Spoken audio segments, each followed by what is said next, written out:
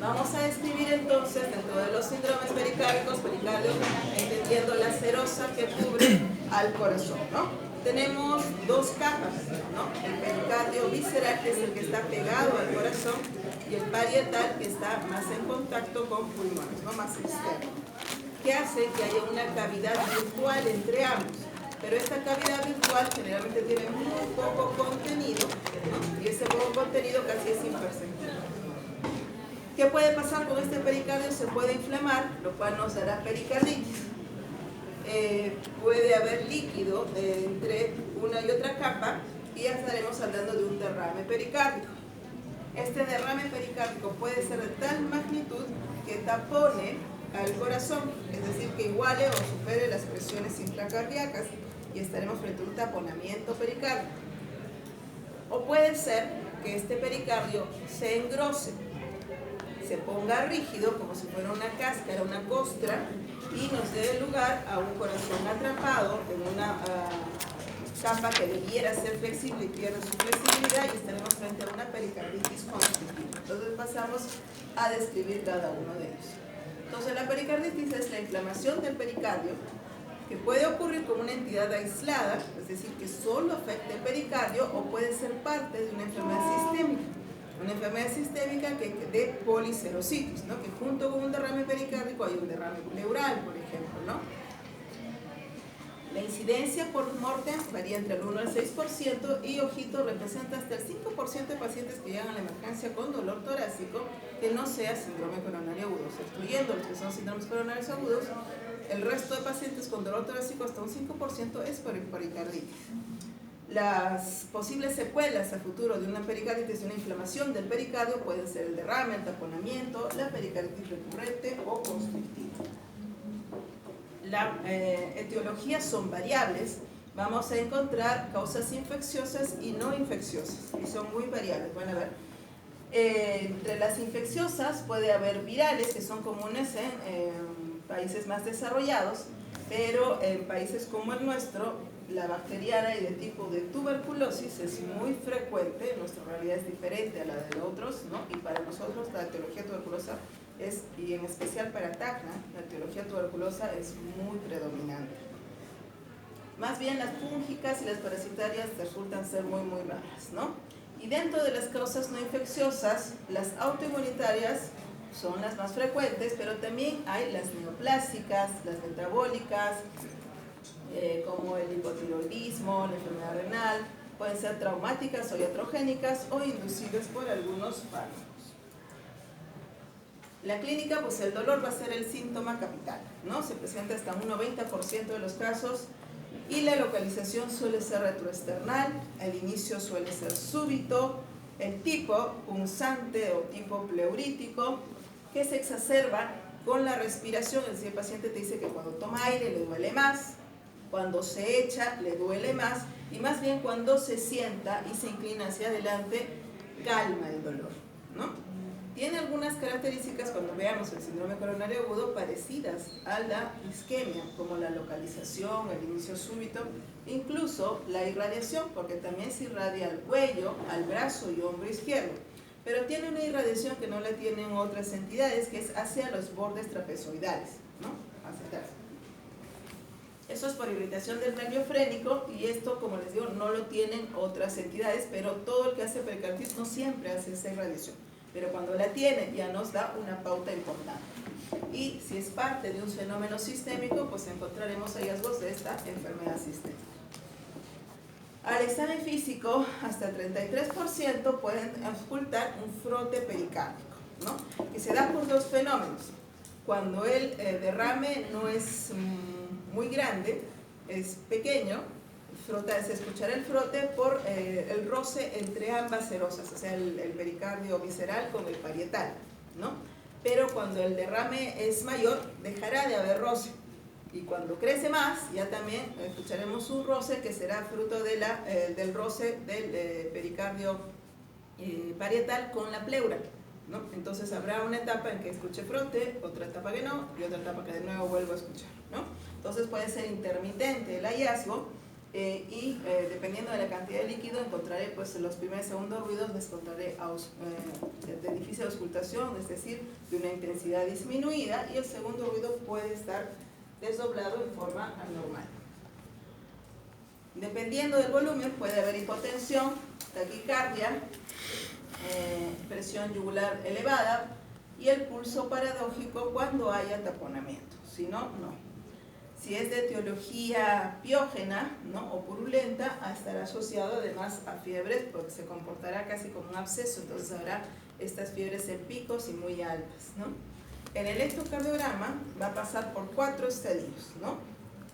Y no siempre vamos a ver los 4 porque pues, como van variando en el tiempo, puede ser que el paciente no acuda a nosotros en el estadio 1 y acuda a nosotros cuando esté en el estadio 2 o 3 y recién veamos esta parte. Es decir, no veamos toda la historia de enfermedad, ¿no? Pero si hay la oportunidad en el estadio 1, pues habrá una elevación cóncava y difusa del segmento ST, otra similitud con síndrome coronario agudo, y depresión del segmento PR hasta en el 60% de casos.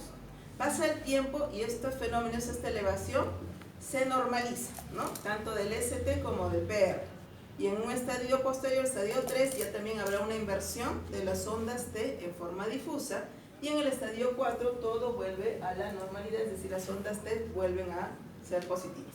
Este es un ejemplo en el que hay el punto J del segmento ST está elevado, pero casi en todas las derivadas, en D2, en D3, en ABF y en las precordiales a partir de B2, B3, B4, B5 y B6.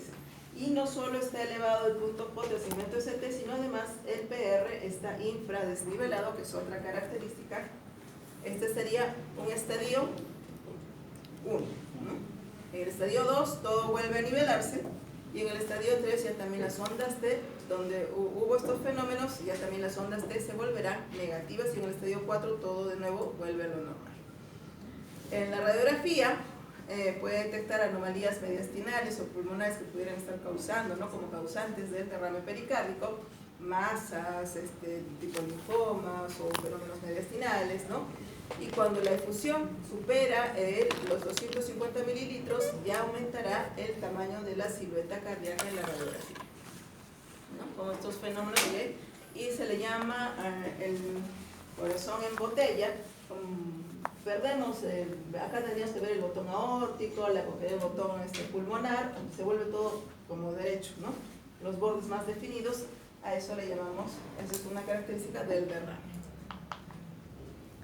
Pero recién cuando supera los 250 mililitros, o sea, antes no se ve, ¿no?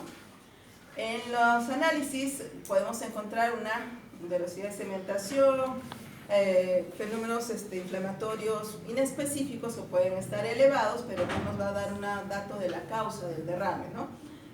Habrá leucocitosis y la causa es infecciosa, y la clínica pues me debe llevar a qué más pedir, ¿no? Si es un paciente que sospecho que es renal, si es un paciente que sospecho que es neoplásico, o TB, recordar siempre esa etiología en nuestro medio, ¿no? De acuerdo a eso dirigiré los análisis.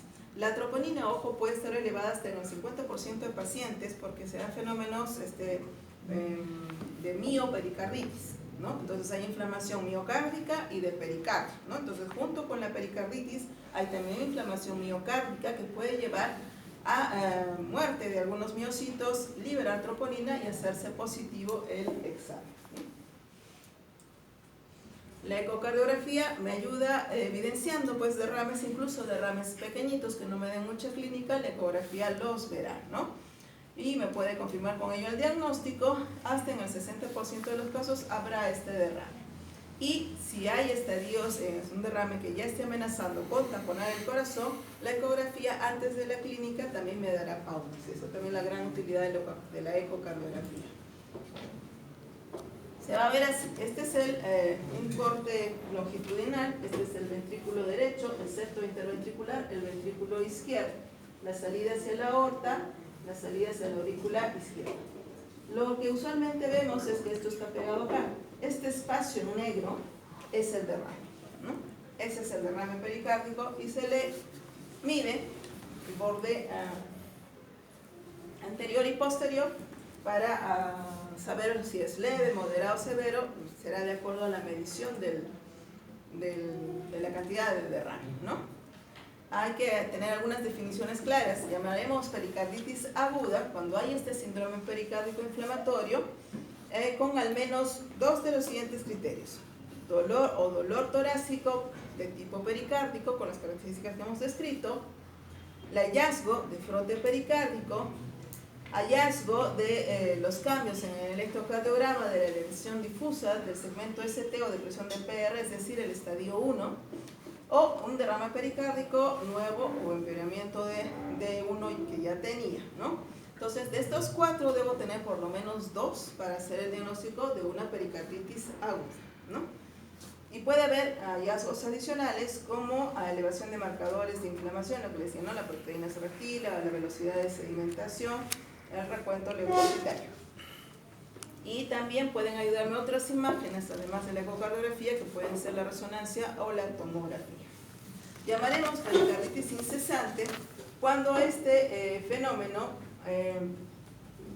dure más de 4 a 6 semanas, pero menos de 3 meses. Le diremos el nombre de incesante. Mientras que crónica será cuando supera los 3 meses, ¿ya? Entonces será aguda antes de las 4 o 6 semanas, incesante cuando dure más, y cuando pase los 3 meses será crónico. Y será recurrente cuando después de un primer episodio documentado el paciente está libre de síntomas por lo menos 4 o 6 semanas y vuelve a hacer otro cuadro, ¿no? A diferencia del resto, hay un periodo en que el paciente estuvo bien, ¿no? 4 a 6 semanas y luego vuelve el cuadro, ahí diremos que es recurrente, ¿no? El pronóstico varía de acuerdo a la etiología, ¿no? Cuando es viral o idiopática, el pronóstico suele ser bueno, la gran mayoría son así, menos mal que muchos ni siquiera llegan, no pasan de ser clínicas muy suavecitas, dolores que a veces ni siquiera acuden a la ayuda médica y pasan sin dejar mayor secuela, ¿no? Mientras que puede haber taponamiento, es decir, un derrame que sea tanto, como vamos a escribirlo luego, que pueda taponar, como su nombre lo dice, las cavidades cardíacas.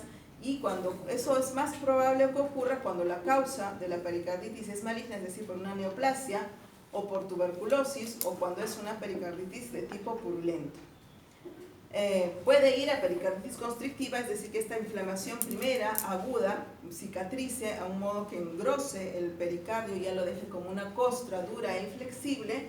Ocurre en menos del 1% de la idiopática y viral, hasta 2 a 5% en el caso de neoplasias, en caso de enfermedades autoinmunes o automediadas, pero ojito, hasta 20-30% en los casos de tuberculosis y de pericarditis purulenta, es decir, las infecciosas por TB o causas piógenas son más probables de ir a una pericarditis constrictiva, o sea, inician con un pericarditis derrame y en el futuro cicatrizan, llevan a una constrictiva, ¿no?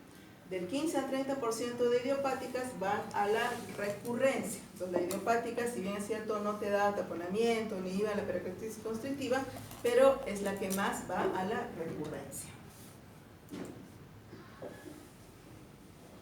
Por el comienzo podemos decir que es agudo, subagudo o crónico cuando supera los 3 meses. Por el tamaño diremos que es leve cuando es menos de 10 milímetros, lo que medimos en la ecocardiografía, moderado si está de 10 a 20 y grave si es que es más de 20 milímetros. Puede ser circunferencial, es decir, que esté alrededor de todo el corazoncito por igual, o puede ser loculado, ¿no? A veces, sobre todo cuando es causa piógena, hacen tabiques de fibrina, entonces no es simétrico, sino hay sitios donde habrá más derrame y otros menos derrame. Y puede ser trasudado y sudado de acuerdo a la composición del mismo. La etiología del derrame varía de acuerdo a dónde estemos, ¿no? Como les decía, en países desarrollados el idiopático es lo más frecuente, mientras que en nuestro medio la tuberculosis es la más frecuente, ¿no? Es diferente que en otros países. Y a tomar en cuenta la etiología cancerígena, las infecciones, incluso las enfermedades de tejido conectivo también como causantes. Cuando el derrame pericárdico, en nuestro medio, lo más frecuente para pensar es 2 etiologías, o maligna, es decir, por un cáncer, o infecciosa a predominio de tuberculosis, ¿no? Esas son las dos etiologías, cuando el derrame es grande, son las dos etiologías más probables en nuestro medio, entre el 15 y el 30%. O neoplásica, y pensaremos en eso en un paciente mayor, y tuberculosa en alguien que haya tenido probablemente contacto o ya una historia previa, ¿no?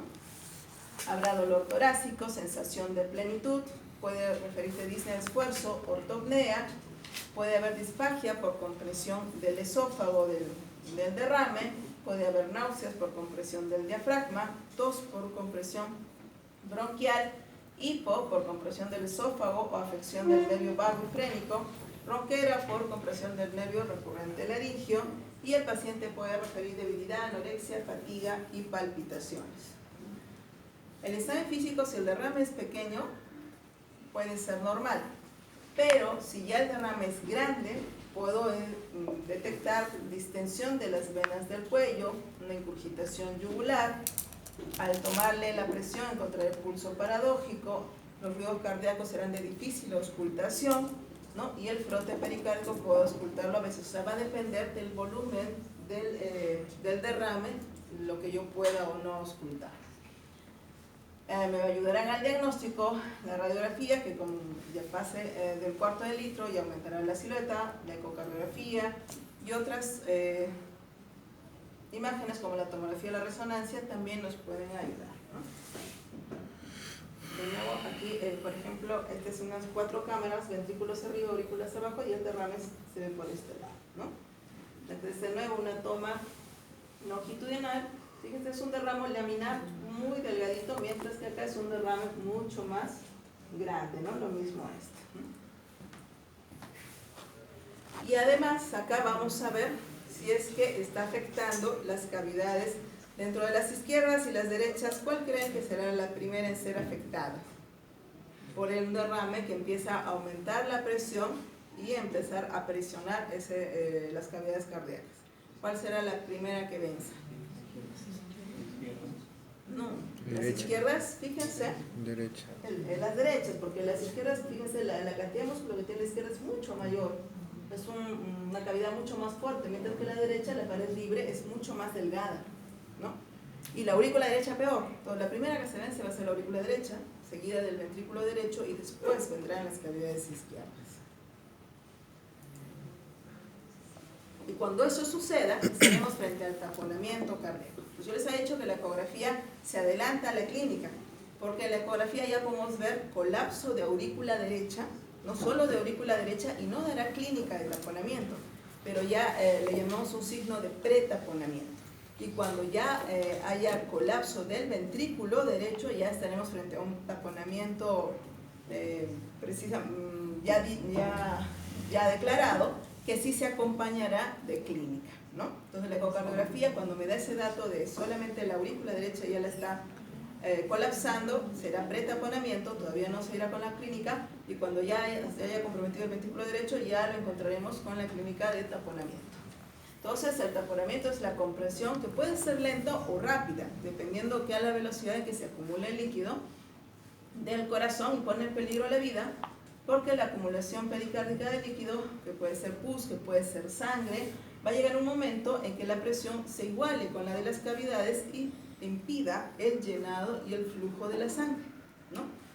Entonces, esa fase de descompensación va a depender de la velocidad a la que se llene y la capacidad que tenga el pericardio de distenderse, es decir, lo elástico que sea para abarcar, para acomodar el líquido que se esté llenando. Obviamente, si esto es muy rápido, no lo va a lograr, y si el pericardio ya no es tan elástico, igual vamos a llegar al punto de taponamiento más rápido, ¿no? Entonces al final la presión se hace uniforme a lo largo de todas las cámaras cardíacas, ¿no?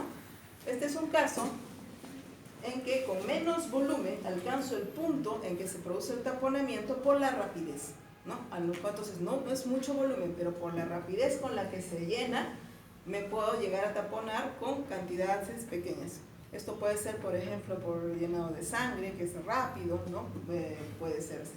En cambio, cuando son por neoplasias, por tuberculosis, serán en tiempo, ¿no? Y le permitirá al paciente acomodar mayor cantidad de líquido antes de llegar al punto de taponamiento, ¿no? Entonces, la velocidad y la cantidad van a determinar en qué punto se desarrolla el taponamiento, ¿no? Entonces las presiones de las cámaras derechas, que son más delgadas, se equilibran con la presión pericárdica, que va en aumento. El llenado cardíaco se mantiene gracias a un aumento en la presión venosa sistémica y pulmonar. Pero al equilibrarse la presión pericárdica con la diastólica del ventrículo izquierdo, ya disminuye el volumen latido. Y ahí es donde ya se pone en riesgo la vida del paciente. Como mecanismo compensador, entonces habíamos dicho, hay una estimulación adrenérgica que aumentará la presión venosa sistémica y la presión pulmonar, aumenta las resistencias periféricas y aumenta la frecuencia como un efecto inotrópico positivo. El flujo coronario estará reducido por aumento de la resistencia vascular subepicárdica. Las causas de taponamiento frecuentes, la pericarditis por tuberculosis, las iatrogénicas relacionadas a procedimientos, por ejemplo, la colocación de un catéter marcapaso, que es un cable, ¿no?, que entra en cavidades para hacer una estimulación eléctrica del ventrículo derecho. El marcapaso transitorio, sobre todo, tiene un cable que es mucho más rígido que el cable de marcapaso definitivo, que es mucho más delgadito y flexible. Pero con ambos se puede llegar a hacer, por ejemplo, una perforación, salir sangre y provocar un derrame y luego un taponamiento, ¿no? Esa es, por ejemplo, una situación iatrogénica, ¿no?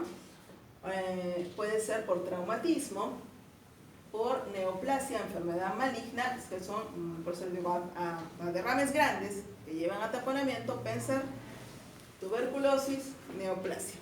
Y si hay antecedente de un procedimiento, de un trauma, pues pensar en estas dos posibilidades, ¿no? Pero ahí tengo que tener el antecedente. Y como causas ya más infrecuentes, pero de tenerlas en cuenta, las enfermedades de colágeno como lupus, como artritis reumatoidea, como escleroderma, pacientes con neoplasias que hayan recibido radiación, tras infarto miocárdico que tenga un derrame, significa también ruptura, ¿no?, que el área infartada se rompe, también es grave. Por uremia, si tiene el antecedente renal, por disección aórtica, esto es muy muy grave porque la aorta al disecarse se rompe hacia pericardio. Imagínense, te da segundos nada más para actuar y la gran mayoría muere por infección bacteriana o neumopericardio. El paciente referirá disnea, taquipnea, debilidad y puede ir hasta síncope dependiendo en qué momento lo encontremos. Va a estar taquicárdico, podemos encontrar el frote pericárdico, que será el frote contra pleuras, en los ruidos cardíacos de difícil ocultación muy apagados, va a estar hipotenso, frío, y si es de etiología por piopericardio, además tendrá fiebre. El pulso paradójico es la acentuación de un fenómeno normal. Cuando ustedes tomen la presión, háganlo entre ustedes al comienzo, cuando empiezan a escuchar los ruidos de Korokov, no sé si han notado que son como más lentos, y lo va bajando la agujita y como que se hacen más rápidos, ¿no? ¿Qué está pasando? En donde los escuchábamos aparentemente más lento, no es que varió la frecuencia, sino que cuando toma aire el paciente se borra, bota el aire y vuelvo a escucharlos. Toma aire, se borran, bota el aire y los vuelvo a escuchar. Eso pasa hasta cierto punto. Y llega un punto en que ya la respiración no lo afecta y escucho, tome o no tome aire, escucho igual los ruidos de Korokov, ¿no? Por eso es que aparecen que fueran más rápidos.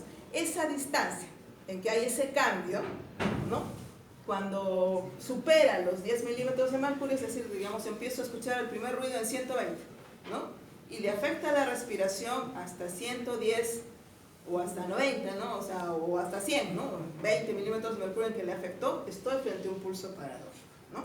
En cambio, cuando es menos de 10, o sea, antes de llegar a 10 ya los ausculto en inspiración y expiración, es el fenómeno normal, ¿no? Entonces, cuando supera los 10, es ese momento de cambio, los 10 milímetros de mercurio, en que durante la inspiración no escucho el ruido, les diré que estoy frente a un pulso paradójico y es el signo clínico de taponamiento pericárdico, ¿no? Y encontraré un paciente en plétora con la cara congestionada, rojita, con ingurgitación yugular. En el electrocardiograma caminan los mismos estadios, 1, 2, 3, hasta 4 de pericarditis, pero además puedo encontrar otros hallazgos por la cantidad de líquido que es mayor. Voy a encontrar complejos de bajo voltaje y haciendo alternancia eléctrica, incluso en estadios finales hasta disociación electromecánica. La alternancia es literalmente el corazón está nadando pues en el líquido y hay latidos en los que se acerca y son captados mejor y latidos en los que se va más escondiditos, y en una misma derivada, como ven acá, voy a encontrar complejos de tamaño diferente, ¿no? A eso se llama alternancia eléctrica. Y voy a encontrar en precordiales que ninguna onda R, que es la onda positiva, esta de acá, alcance los 8 milímetros. Cuando pasa eso, diré que son complejos de bajo voltaje, que puede ser en el caso de un derrame pericárdico importante, como en el taponamiento, pero también puede ser por otras causas, tengo que unirlo con la clínica, ¿no? Puede ser por obesidad, por anasar, el ecocardiograma, pues voy a ver, cuando debía ver parcialmente el corazón, lo voy a ver completito en cada toma que vea, porque va a tener todo un marco de líquido pericárdico que me haga ver por completo el corazón de adulto. La fracción de eyección es buena, pero con bajo volumen latido. Hay que cuantificar el tamaño y evaluar el impacto hemodinámico, es decir, cómo están colapsando o no las cavidades, ¿no? El colapso de la pared libre del ventrículo derecho, que será más marcado en expiración, y el de la aurícula derecha y la aurícula izquierda hasta el 25% de los casos, ¿no? Y como les digo, van en el orden, primero aurícula derecha, después ventrículo derecho, después aurícula izquierda, ¿no? Y cuando sea aurícula derecha solita será pretaponamiento, ¿no? La vena cava inferior, al verla por el ecocardiograma, lo normal es que cuando haya un colapso respiratorio normal, pierde ese colapso, está todo el rato está pletórica, llena, ¿no? Y además la ecocardiografía me sirve de guía cuando sea necesario hacer una pericardiocentesis. Acá se nota, está el derrame pericárdico y este es el ventrículo derecho, la pared libre del ventrículo derecho. Fíjense acá, está aplastado, ¿no? El derrame ha llegado a aplastar y a colisionar, a veces esto llega a ser completamente exprimido, hasta el septo ya lo empieza a desplazar cuando hay el taponamiento pericárdico. Eso es lo que vamos a observar en la ecocardiografía. Antiguamente, cuando la ecocardiografía no estaba tan desarrollada, hacían las mediciones de las presiones a través de cateterismo, pero esto ya se ha dejado de lado hace mucho tiempo. Cuanto a pericarditis constrictiva, recuerden, es el corazón que está aprisionado por un pericardio que está engrosado, calcificado, casi en las radiografías, en las tomografías se ve casi de densidad de hueso, ¿no? Es una coraza, ¿no? Que empezó como una pericarditis, pero en la evolución terminó engrosándose así, generalmente de etiología piógena o tuberculosa, los más frecuentes que llevan a pericarditis constrictiva. Entonces, después de haber pasado una pericarditis tuberculosa o infecciosa, a ese paciente tengo que hacer el seguimiento para ver si no desarrolla pericarditis constrictiva, ¿no?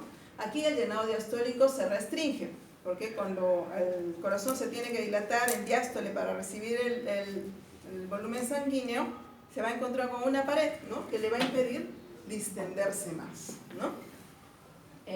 Presiones ventriculares diastólicas estarán por lo tanto elevadas.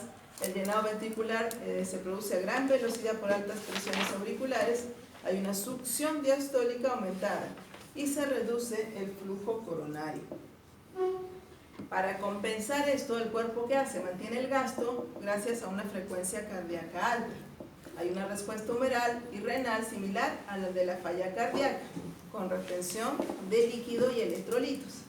Pero el mantenimiento de la presión es por aumento de volumen más que por aumento de resistencias periféricas, y en la inspiración disminuye el flujo de venas pulmonares. Entonces es importante el volumen, y aunque parezca una clínica, y ahí viene el problema, ¿no? Clínicamente va a aparecer una falla cardíaca en la que yo tengo que restringir volumen, ¿no?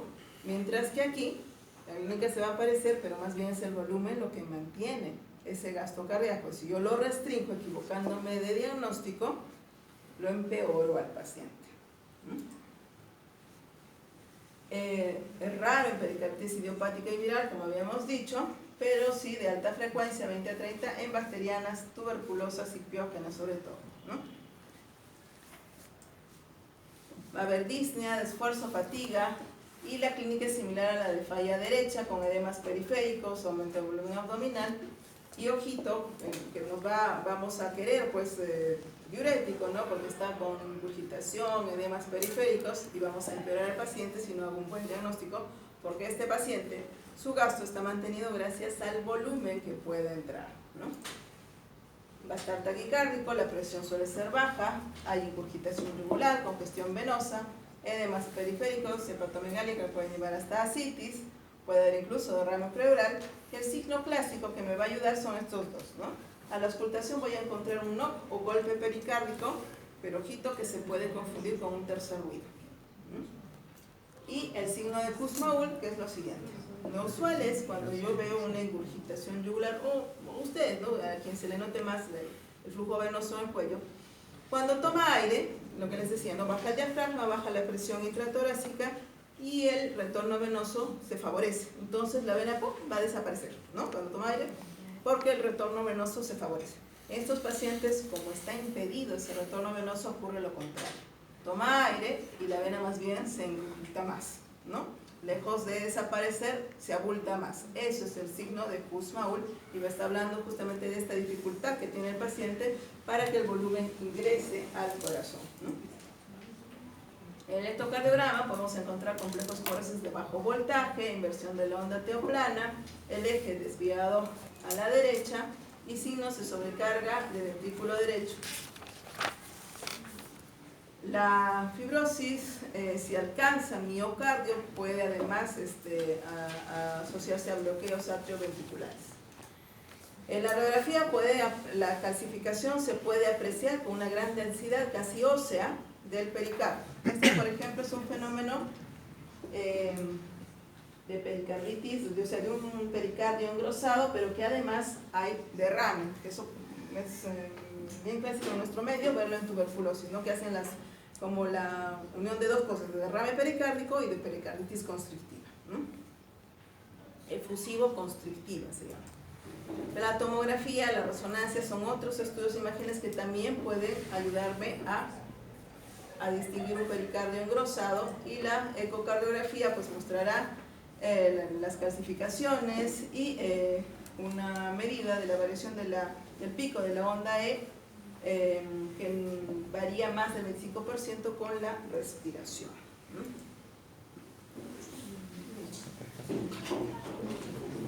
Entonces, tenemos que ponernos de acuerdo la próxima semana cómo vamos a hacer.